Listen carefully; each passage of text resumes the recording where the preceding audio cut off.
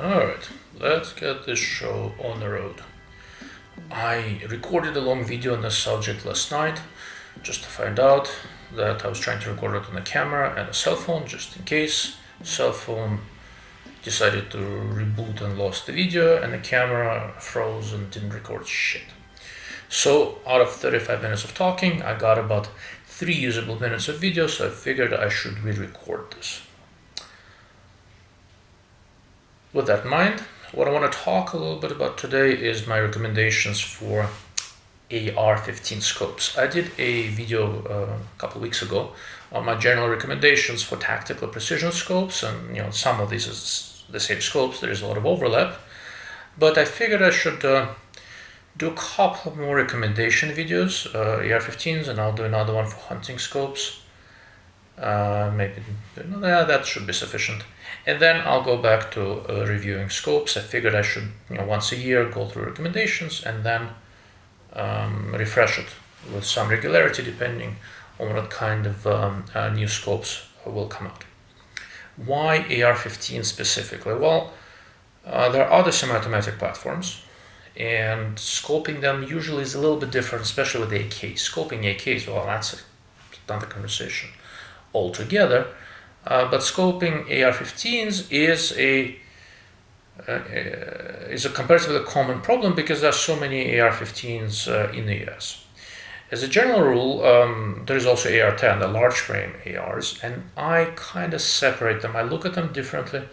I'm not a huge fan of a large AR platform. I built one for myself to play with. I ended up rebuilding it completely into something heavy varmint style. Because from a standpoint of handling and stuff, trying to make AR-15 into light carbine to me is kind of defeats the purpose. It's just too much moving mass, too many things happening. Maybe the SCAR, a large frame SCAR is a better option, I don't know. I need to look into it, but a conventional AR-10 or LR-308 style gun as a general purpose rifle is not my thing.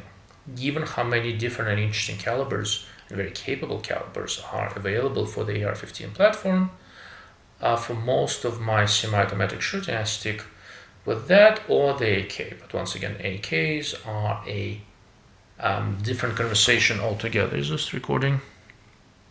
Yes, it is. Very good. It's a different conversation altogether. With small frame ARs, excuse me, AR-15, cheers. AR-15 pattern rifles, the most common chambering is obviously 556, and everything I mentioned in this video will work just fine with the 556 rifle. But when we talk about the sort of SPR DMR precision type thing, it is either 77 grain 556 or one of the many now available AR-15 calibers that fit in a general purpose AR-15 action length but offer better exterior and terminal ballistics at longer range. The one I shoot the most is 6.5 Grendel, but I might be switching to 6mm ARC. Haven't decided yet, but probably. And 224 Valkyrie, there is a bunch of them, right? There's a good number of these calibers that they all offer something. 6.8 SPC and then a ton of Wildcats, but of the official factory calibers, I was an early adopter of 6.5 Grendel and I like it still. But 6mm ARC is making me reconsider that because Grendel is better for hunting, but I shoot a lot more than I hunt, and for hunting I have a lot of other guns. So I might switch to that. With those calibers, a small frame AR is a legitimate 1,000 yard cartridge, maybe 1,100-1,200 yard. It's a small bullet and all that jazz, but it's an efficient bullet. Where I live at a little bit of an altitude, standard 6.5 Grendel ammo is easily supersonic at 1,000 yards and has exterior ballistics really similar to the 308, and 6mm ARC ARC is flatter yet.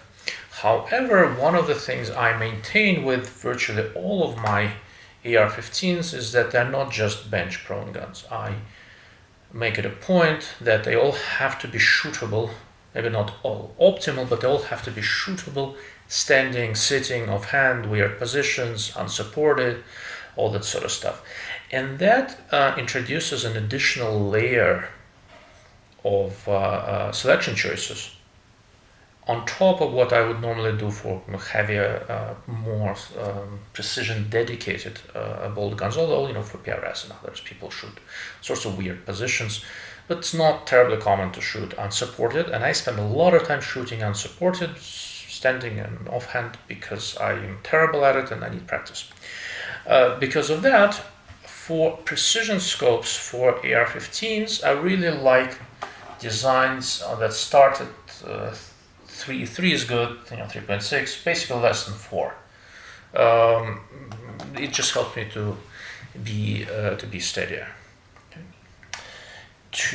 To clarify, so I have some specific recommendations. It's not an exhaustive list. There are plenty of nice scopes out there.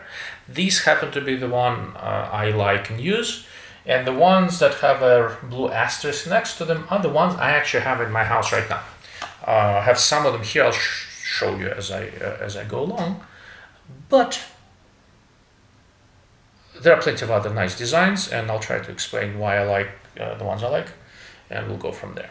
So, in this case, I split them up by application, sort of precision SPR, general purpose, either low power variables or prismatics, and then I want to mention magnifiers and not magnified sights, or dots, and similar. Before I move on, let me make sure all my cameras are recording. Some sort of a perspective shift. One of the cameras had to be restarted, so I may have to mix video streams from two different cameras. Anyhow, moving right along. For precision scopes, if you really want to do everything with a gun, my two favorite designs of what is currently on the market on the high end are the Tangent Theta 3 to 15 by 50 with a 30mm tube, about 27 ounces, and March 3 to 24 by 52. They're about the same length. They both sit in an odd mount. So Gen 1 odd mount, Gen 2. With these mounts, they're about the same weight. Generally, Tangent is about 27 ounces. March is about 24, so about 3 ounce difference. Both start at 3 power. Both are usable in 3 power. I don't do a ton of shooting at very high magnification, so the fact that the March goes to 24 power is very useful for me for sighting in when I shoot off the bench and for looking at conditions. Ultimately, in terms of pure image quality and low light performance, Tangent is a better scope, but they're both very nice. They both have their place, and I use both quite a bit. This was the dedicated scope for my Grendel. I've used this also in a Grendel, 223, and a bunch of others. If you're looking for scopes that will do everything, from precision to literally everything, and you can spend the money, get one of those, put an offset red dot. It's not optimal for close range stuff, you know, it's a little bit heavy, but it is doable. The reason why I worry about the weight a little bit more with ARs, for example, all of the scopes I'll mention are under 30 ounces, and I'm trying to go as much under 30 as I can, is that in an AR-15, I have one here somewhere, an AR-15. So here's a Honey Badger by Q, which is easily one of my favorite guns ever. This is the one that's at my house, just in case. I'll talk about the red dot on it in a moment, but basically if you look at this, empty, totally unloaded. If you look at this, so your bore axis is here, your sighting axis here, a couple inches above it, 2.5 to 3. This particular configuration with this sight is right around 3. Generally 2.5 inch above it is the more common thing.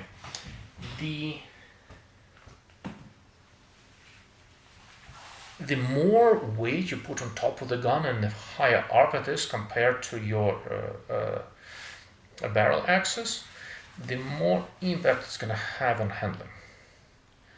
So with some other designs, I'm more tolerant of scopes that are a little bit heavier, but on ARs that I'm going to shoot offhand, weight is really critical. Now, I'm not willing to sacrifice too many other things, but given a choice, I will go with something lighter. Next step down in price, the tangent in the march over 3 grand, is a Leupold Mark5 HD 3.6 to 18 by 44. I've tested one, I don't have it here. I thought it was a very competent scope, and it's also very short. This is also a good option if you're looking for some magnification, but you also want to be able to use it with a clip-on or anything like that. For that, the Leupold is very nice. And generally, optically, mechanically, everything on that scope worked well. It has a smaller than 50mm objective, so it's also a little bit lower profile that I like. The turrets lock, which is nice and important. Just a very competent design. Now, I'm not a huge fan of the current reticle selection, but I think they are going to be adding a couple other reticles here and there. And one of them might be more to my liking. But as is, if I were looking for the Mark V, I'd probably get the illuminated TMR and be done with it. It's an older reticle, but it works fine. Okay. Going down in price a little bit are the two scopes that I frequently mention because they're actually in a price range that most people, if they focus a little bit, can afford. And where are they? I have, they're most of them outside the field of view, but I've got, I don't know, probably 20 scopes more or less within arm's reach. Okay, here we go. Here's the Vortex PST Gen 2, and here is the SWFA SS 329 by 42. So about 27 ounces, about 19 ounces. Here's, I've got an offset red dot set up on this guy. This also spent some time on my Grendel and a couple other guns. Illuminated, side focus, zero stop, tree reticle. This is a really, really full-featured scope. And I think this is the best one of the PST Gen 2 lineup. So for the money, it's very hard to do better than this guy. So why do I then also talk about this SWFA? Several reasons. One is that, well, they both have wide field of view, good contrast, good optics. This one does not have illumination, does not have zero stop, does not have side focus. What it does have is good number of years of track record and reliability and lighter weight. The PST Gen 2 is around 27 ounces. This guy, I think, is 19. That makes a big difference. I have two of these scopes. They've been absolutely bulletproof for me. I always anticipate having a couple of these here and there. I use them as beater scopes. I use them to test new rifles because I'm confident in their reliability. And I haven't been misled by them yet.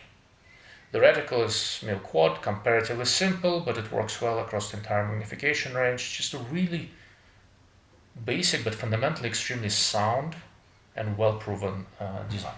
Okay.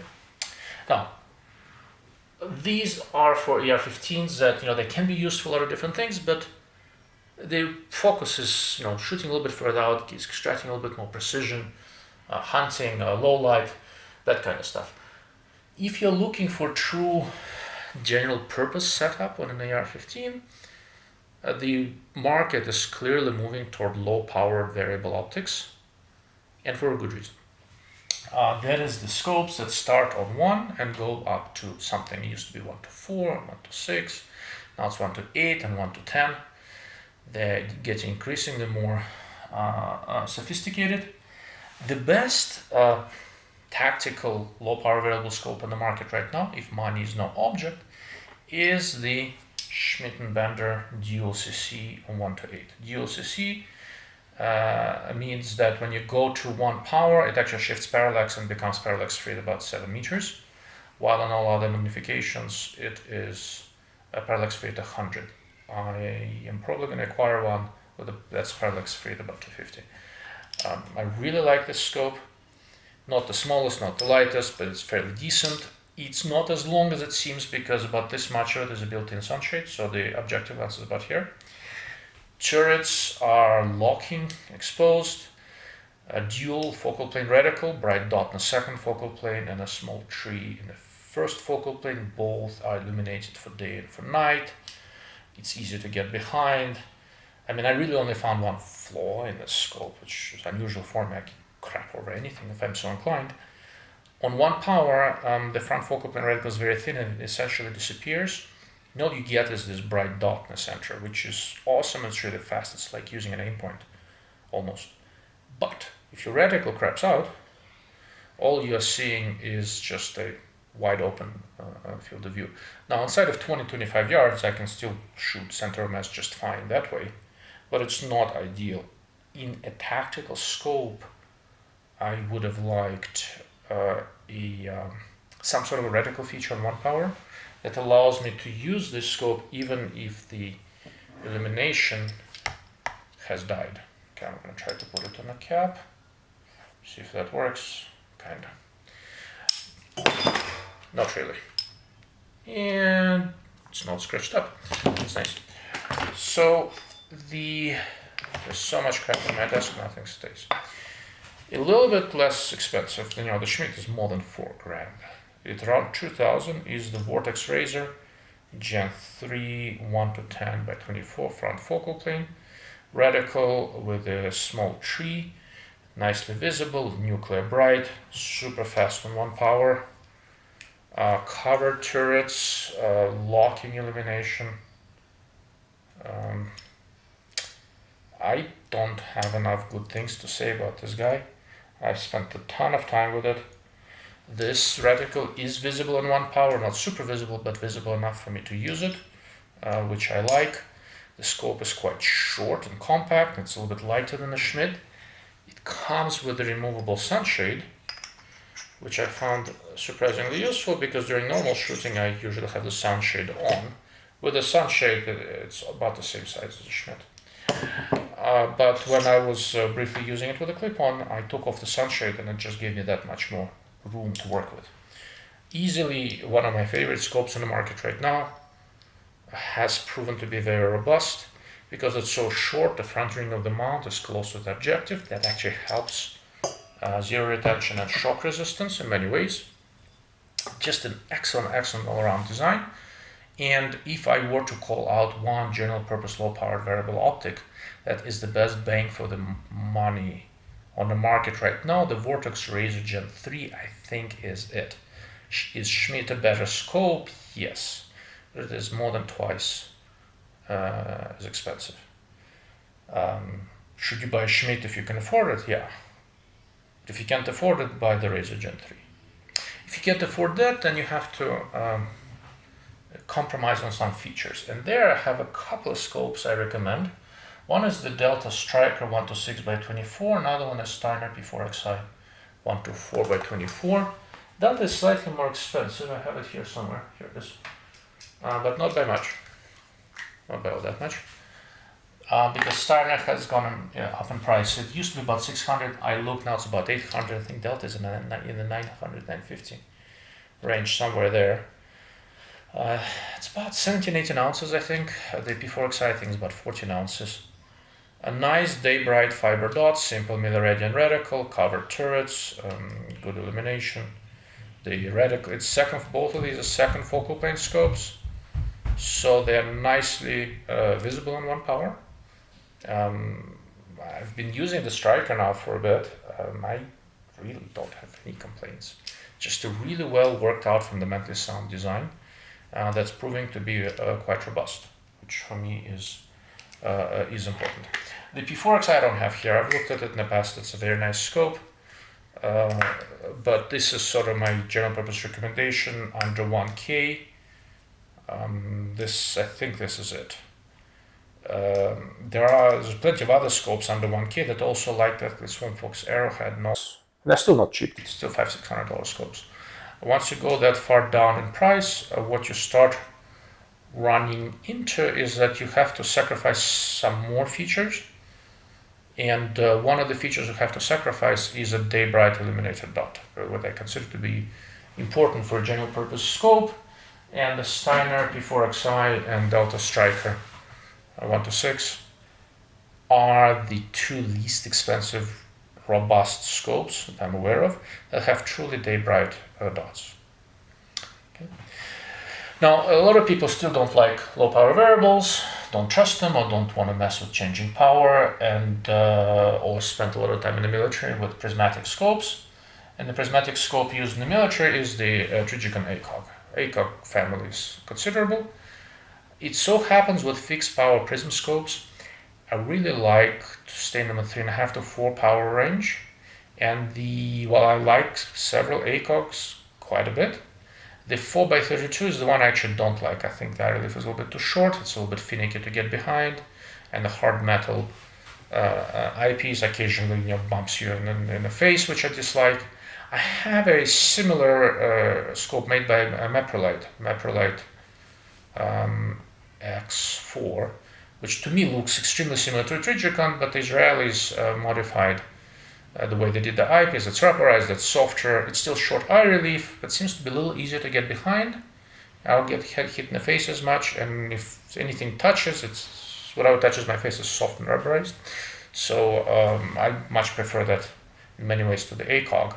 But the high end 4-power scope that I like the most, and I've talked about it a ton of times, is the Elcan Spectre 4X, and I use it with a piggyback red dot sight. This particular one is a Hawk. The mount I have supports a Doctor style sight, and the Hawk is the one I happen to be using. Both have been absolutely robust. The weak point of the Elcan is the arms mount, which I'm not a huge fan of. But mine worked okay, and then I realized that arms has adjustable levers, adjustable tension levers, and I got those and upgraded the mount. And now I don't have really any problems with it. It works beautifully. With the Elcan, easily has the best optics of all of the 4X prismatic scopes that I've seen, and I've seen almost all of them. And it has nice dual illumination, either dot or the whole thing. BTC 56. One interesting thing I actually learned to like, although I had a lot of suspicions, was very suspicious of it, the externally adjustable mount. What happened is that once I have the red dot mounted on it for piggyback orientation, cheek weld for the magnified view, chin weld for the dot. Once I have the red dot sighted into the magnified scope, they are sighted in, that's it. If I change any adjustment with the Elcan, if I change sighting, if I move it to another rifle, I don't need to resight in the red dot. And I move scopes around all the time. For me, that's actually important. The relationship between the red dot and the Spectre remains constant because the external mount moves them together. It turned out to be surprisingly useful for me. Elcan, I think, is about $1,300-$1,400 unless you find it on sale, but it'll still cost you some money. If you don't want to spend some money, the money, I've seen there's a ton of Chinese-made prismatic scopes out there in the market. I've seen some, although obviously not all, and so far all of them have left me wanting in some way. A fair disclaimer, I was planning to look at Burris TMPR, but I haven't had a chance yet. I need to. I like these kind of scopes. The scope that I like the most, it's in the $500, $550 range, is a Crimson Trace Battlesight 3.5 power. I took a couple of classes with a day class and a night class. It's lighter, field of view is not as wide, but it's very respectable. It has an adjustable eyepiece, which as you get older starts getting important. The reticle is perfectly intelligently designed, nothing broke. So far of budget-ish, still $500. Budget-ish prismatic scopes, that's my favorite. I have one here somewhere. I don't see it, it's here somewhere. I have pictures with it. It's a nice design, I generally like it. One of the other alternatives for a general purpose AR-15 use is to use a holographic sight or red dot with a magnifier. And I spent in the last several months a lot of time looking at a ton of magnifiers, and there are several really nice ones out there. I have an article in the latest Red Dot magazine by Guns and Ammo on magnifiers. So if you haven't seen it, look at it. I think it's a fairly thorough coverage of different advantages and disadvantages of magnifiers.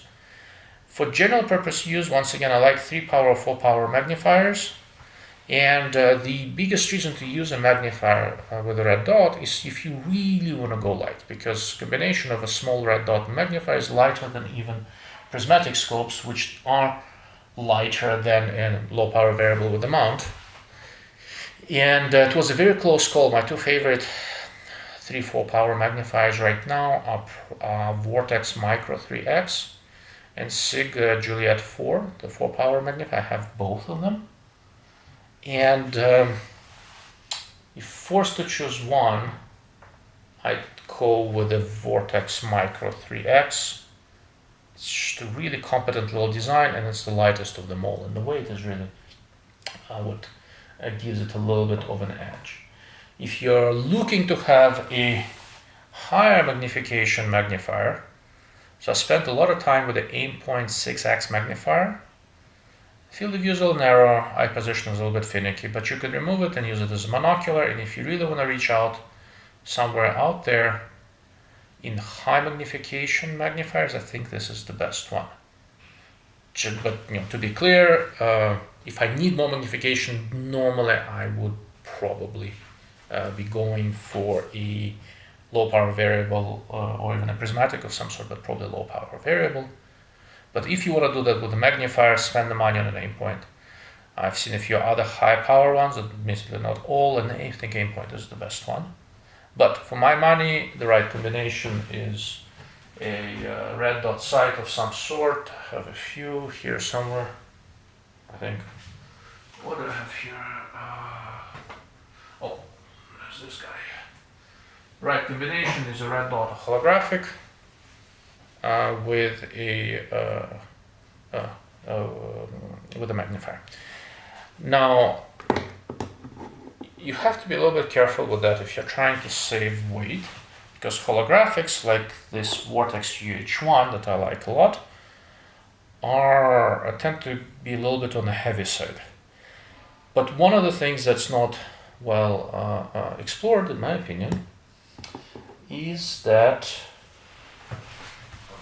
I should have a small red dot here. Oh, there we go. I have one.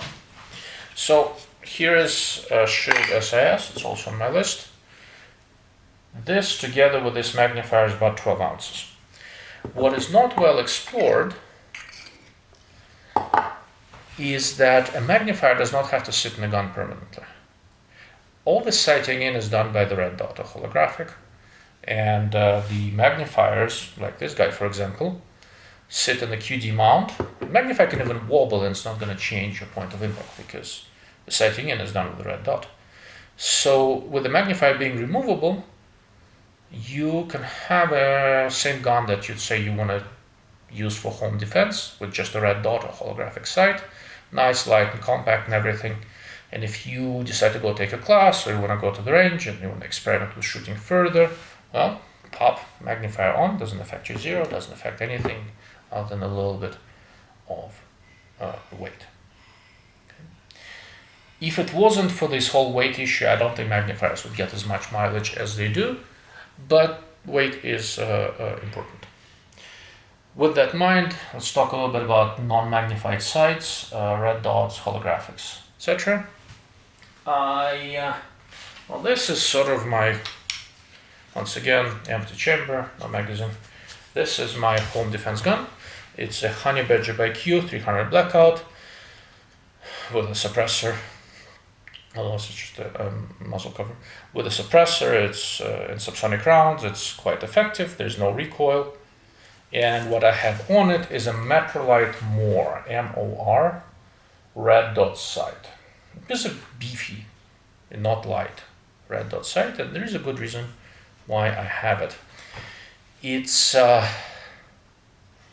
generally speaking, I'm on the record that full-size red dot sights are on the way out, because the smaller ones, like the Shield SAS, etc., and the Aimpoint T2 and all these guys are getting really good, and they're really fast, and they combine a lot of useful advantages in terms of light, weight, and handling and stuff like that. Full-size red dot sights, while they offer huge battery lives, etc., they have to compete with stuff like the holographics.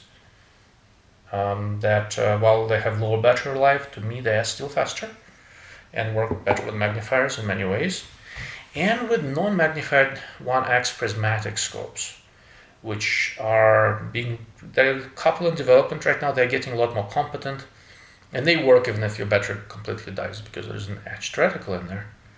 So for full-size red dot sights, clearly a lot of people use them, but I don't see all that much can't easily make a good case for them, but the small lightweight red dot sights occasionally with a magnifier, now that is an entirely different ballgame. So why then this guy? Well, one of the things I really like is redundancy. And I have a little astigmatism, right? So most red dot sights, the dot is not all that round to me.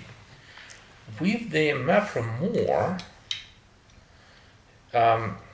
there is up to 2 lasers. Mine only has one, just a visible laser, and a red dot sight.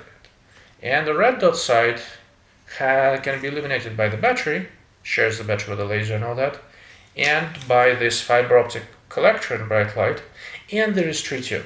So not only do I have redundancy of power supply for the red dot, I also have a laser, and it works off of 2 AA batteries. I don't run the laser too much, but I can if I need to. And if you don't run the laser too much, I don't know how much this dot can work off of the batteries. I left it on for a few months. It seems to be completely unperturbed by it. It works beautifully, and I have significant amount of redundancy in a single battle-proven sight. It is in use by the Israeli Defense Forces, so I'm quite happy with it. Another really interesting thing, because it's a fairly beefy sight, it has kind of a long focal length, so it's one of the comparatively few sights where the dot actually looks pretty round to me. It's small. I think this is a 3 MOA dot. It's still round. It's a very nice aiming point. I don't know. It's not the prettiest sight, nor it's got to be big and bulky, but it really, really works well. And on a home defense gun, where reliability and redundancy are really important for me, I use it. And it's a very lightweight gun to start with, so just a little bit more weight on it doesn't really bother me all that much. For most other applications, if I really want to go fast, my sight of choice is a Vortex Holographic. There is a next generation of this thing coming out. I'll be looking at it hopefully toward the end of the summer. This is one of the early ones. Still works. Haven't had any issues with it. There we go. Mine has a rechargeable battery. I top it off on the way back from the range. Generally, the reason I take this over the EOTech is the battery life longer. That's mostly it. Aside from that, both seem to be very competent sights. Works beautifully with magnifier and seems to be quite robust and made in the US other than the hologram itself. A Leica Tempus is a more conventional small, I don't see it, somewhere here. A more conventional small red dot sight, but the bloody thing has probably the best collimation quality of all the compact red dot sights I've seen to date. Collimation quality in this case means that it looks quite round to me, more so than other compact sights. Durability is still a bit unknown, but the one I'm testing is doing well. So I think I've seen 2 now, they both have been robust and both had very good dot quality, so I think I can comfortably recommend it. I spent a lot of time with the Aimpoint T2, don't have one here now. I don't need to explain the reputation this guy has, and it has it for a reason. And then there's the Shield SIS, which if I understand this correctly, the British SAS troops ended up using the Shield instead of the Aimpoint because in their testing this was deemed to be more robust. I spent a lot of time beating this thing up. It's been completely impervious to any IBUs I've been able to dish out. It doesn't have the best collimation quality, not as good as a Leica, but for close distance stuff, and given a very long battery life and all that, it works very nicely for me. And this was my choice for the home defense gun for the longest time, until I swapped it out for the Meprolight MOR, due to all the redundancy that sight gives me. Well, that was a lot of talking. I think I am largely done. Yeah, I think I covered everything I wanted to cover. The basic conclusion is when you think of scoping your AR-15, start thinking about the application. Depending on which way you want to go and what you will do the most, the choice of the optic really varies, right? If you're going to be spending a lot of time at the range shooting further out, yeah, go a little bigger, 3 to 15 or something, like 3 to 9. Those guys with a large objective, it's just going to be easier to use high magnification. And for true do everything AR, yeah, low power variable is really your best option. If you don't like that, there are nice prismatics out there. If this is a gun that's going to be spending most of the time plinking, home defense, going fast, you should be thinking about a red dot. If you have significant astigmatism, red dots don't work for you, I get it. Then go for a low power variable or experiment with a few different red dots like a Leica Tempus. But by and large, modern red dots are reliable, the batteries last for a long time, and they're very, very quick in use, and they're light. If you need a quick handling, close quarters, AR-15 carbine or pistol like I use, some sort of a red dot is really your best option. If you have any questions, if you think I missed anything, please go to my website, darklordofoptics.com, or comment below and I'll reply the best I can. If there are significant questions, I'll be happy to do another video and expand on the topic, but this one is too long already. Thank you for watching. Thank you for listening. Subscribe to my channel so you get notifications. The next recommendation video is going to talk about hunting scopes. Thank you.